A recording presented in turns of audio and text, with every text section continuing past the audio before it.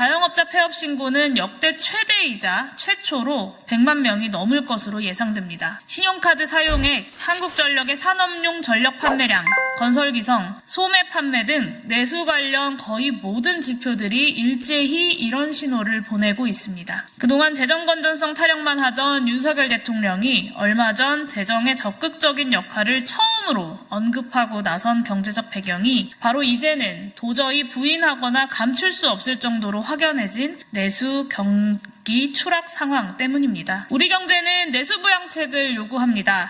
낙수효과 이론에 입각한 부자 감세는 경기 부양 효과가 없다는 것이 윤석열 정부 임기 중반에 입증되었습니다. 우리가 경험했고 또 의지만 있다면 당장 실행 가능한 유일한 경기 부양책이 바로 저희 기본소득당을 포함한 야권이 줄곧 주장해왔었던 민생회복지원금입니다. 민생회복지원금 실행 방안에 관해서 이제 말씀드리겠습니다. 소비효과가 높은 소멸성 지역화폐 형태로 1인당 40만 원이 적정한 지급 수준이다라고 제안드립니다. 민생회복지원금 25만 원을 제안할 때보다 경기 하강이 더 뚜렷해졌고 민생고도 더욱 심각해졌습니다. 확실한 경기 부양 효과를 위해서 지급 수준을 상향할 필요가 있습니다. 소유재원 약 21조 원은 대규모 세수결손 상황에서 국채 발행으로 마련하는 수밖에 없습니다. 그러나 이 문제는 윤석열 정부 부자 감세의 종결판인 상속증여세법 개정안을 폐기하는 것으로 확실하게 해결할 수 있습니다. 재벌가와 상위 0.1% 자산 보유자들에게 수혜가 집중되는 상속증여세법 개정안에 의한 5년 누적 감세 액이 전국민 40만 원 민생회복지원금 소요액과 거의 같습니다. 그래서 정부 여당에게 상속증여세법 개정안 폐기를 강력하게 촉구합니다. 오랜 논쟁이었던 보편 선별 지급 이슈에 대해서도 저는 보편적으로 지급하고 선별적으로 환수하자라고 제안합니다. 민생회복지원금을 과세소득으로 잡으면 소득이 높을수록 세금으로 반환하는 액수가 커집니다. 2022년 국세청 통합소득 백분위 자료를 기준으로 하면 통합소득 상위 1%에 속하는 이들은 과세표준 대비 결정세액으로 구한 실효세율 31%를 부담했습니다. 상위